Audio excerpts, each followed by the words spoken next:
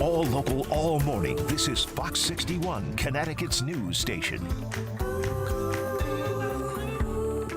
Right now at 6, a crackdown on screen time in New Haven at school. Says city leaders are celebrating. We're going to have a closer look at the school's cell phone free policy with Fox 61's Glenn Kittle. That's coming up in just a couple minutes.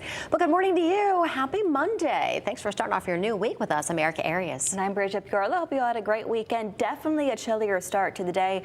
I whipped out the Uggs this morning. I know, this is the one day I didn't. I started last week. I know, you gave me inspo. And yeah. I You did?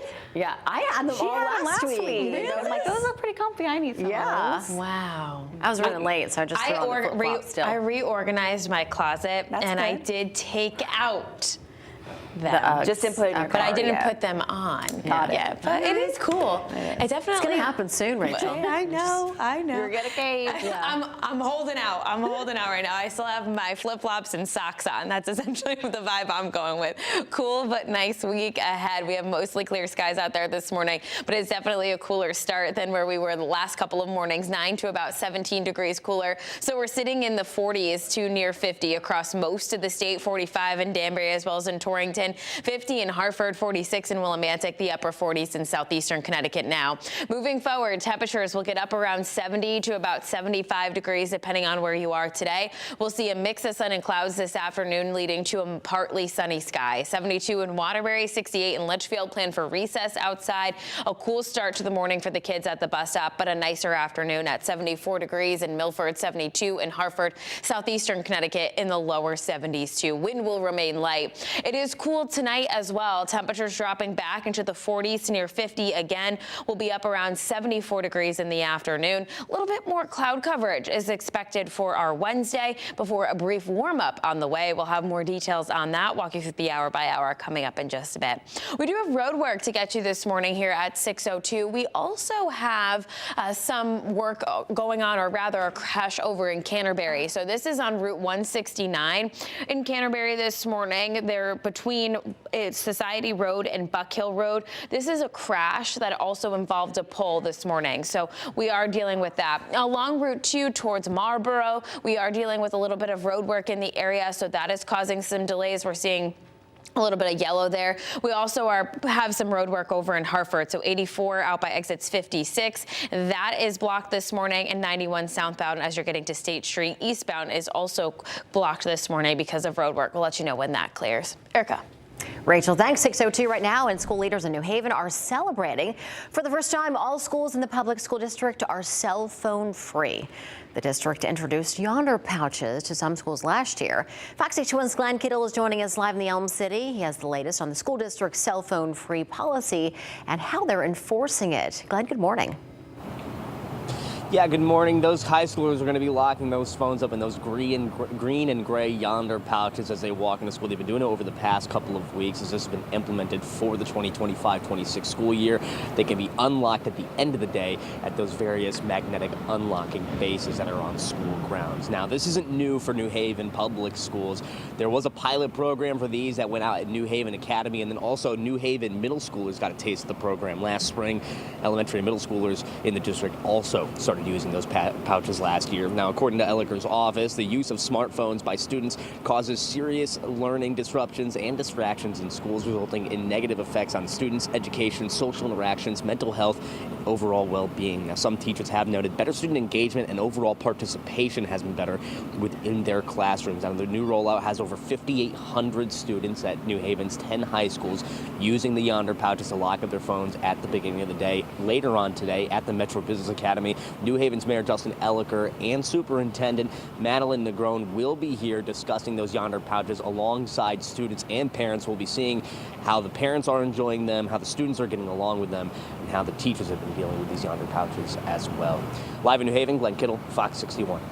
All right, Glenn, thanks so much. This morning, we are waiting for an update from troopers on a suspicious incident in Haddam. Fox 61's Stefan Rios was out of the scene all day long yesterday. He shares now what we know so far. A lot of questions still remain for neighbors on Straba Drive as we enter Monday morning, because a lot of Sunday afternoon was dominated by a police presence in this neighborhood, which typically is said to have been very quiet. Take a look at your screen. This is what our crews first saw when they arrived around 4 p.m. Sunday afternoon. Several police present, but little explanation was actually given by the Connecticut State Police about what was being investigated outside of it just being suspicious. We did see 2 environmental service trucks come to help out police, and those typically come when there is hazardous material to deal with. Still, neighbors were left with a lot of questions, some even saying that they were shocked because typically this is a quiet neighborhood and part of the reason why they decided to move to this area of Haddam in the first place. Now, there have been some rumors flying around about what actually caused the police to start investigating, but nothing has been confirmed by Connecticut State Police yet. Once we do learn, we will update you on air and online. In Haddam, Stefan Reels, Fox 61. It's 6:05 now, and we are waiting to learn more information from state police after a car hit a person on the highway in Plainville. Now, this happened on I-84 westbound between exits 33 and 32 just after 11 a.m. yesterday morning. State police say there were injuries, but they didn't say how many people were hurt or how serious those injuries are. We did reach out for more information, and as soon as we get more information, we'll pass that on to you.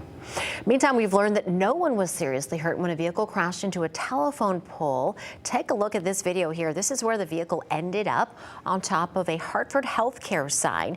This is in South Windsor near Sullivan Avenue. A witness told us that the vehicle went up on the grass, took out the Route 74 sign, and then crossed the road, went into the telephone pole, and then landed on that sign.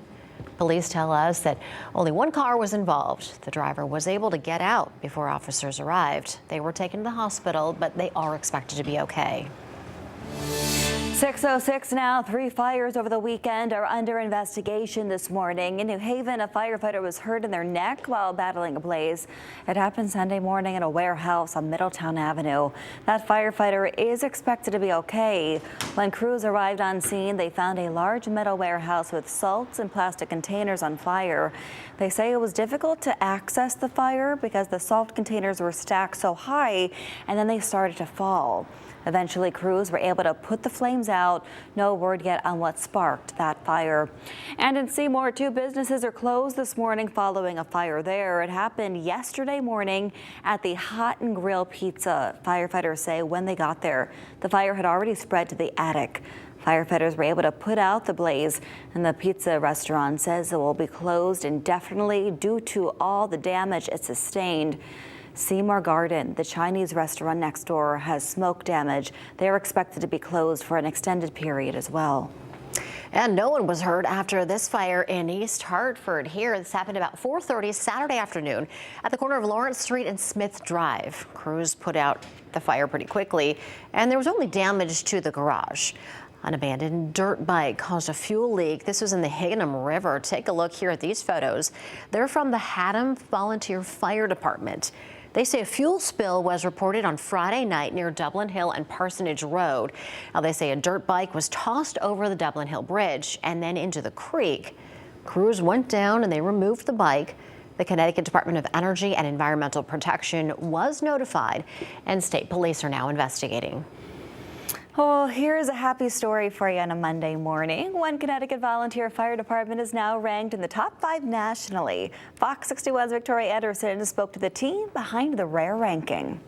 The desire to serve is an urge few and far between have, but here at the Newington Volunteer Fire Department, it's not a suggestion, it's a requirement to join its growing and nationally ranked family. When it's not the sirens ringing through the Newington Volunteer Firehouse, it's laughter. So pull up a chair and let's look at some numbers. Joined the department in 1975. In 1989. 1995. 8 years. So if my math is correct, all that experience, skill, and leadership adds up to a 2, right? Take 2. Well, according to the National Insurance Services Office, it does. 50 points out of 100 is actually the fire department. Water supply is a percentage, the communication centers is a percentage, and the community risk reduction is a percentage. They take all those numbers They go through 5 years of statistics from your department, and they actually give you a number. The scale grades fire stations across the country. 1 is the best, 10 the worst. But very few volunteer departments make the grade, let alone a 2. I'll let Chief Jeff Tromer explain. So out of 14, that's a combination or a paid department. We are the only volunteer departments. And while fire safety always comes first, bragging rights aren't too far behind. You're telling me firefighters are competitive? Very competitive. Newington's nearly fully staffed numbers stand out for multiple reasons, but especially with the recent rise in volunteer firefighter shortages across the state. 100 is a good, comfortable number as compared to our neighboring towns, which are at 40, 50. The team points to their massive recruiting efforts. They also meet the newer generations at their level. We have Facebook, Instagram, YouTube, TikTok. But it's not just about the numbers for the Newington Fire Team. It's truly a family business. Can you raise your hand if this is a family business for you? Yeah, Absolutely. I'm trying to get my kids in. Legacy lockers with lineage line the walls. Each locker number represents a family member bonded by either blood or sweat, and a goal to be the best. And to learn more about their ranking, we will have a link to the Newington Volunteer Fire Department's page on our website at fox61.com. Reporting in Newington, Victoria Anderson, Fox 61. Victoria, great story there. Thank you. Still to come on the Fox 61 News at 6, we are taking a look at the iconic yellow wiffle ball bat that you and your kids may have played with. More on how this iconic bat and ball came to be. Also this morning, aviation is at the top of many travelers' minds. We'll tell you about the changes the government hopes to make to help the skies get safer. And the Durham Fair is back September 25th through the 28th, featuring Styx performing on Saturday night. Fox 61 wants to give you the ultimate fan experience. So go to fox61.com, click on the contest tab, and that's how you can enter for a chance to win a VIP pack, including a 4-pack of tickets, VIP concert seating, 3 hours of personal golf cart transportation around the fair, and much more. Good luck to everyone participating.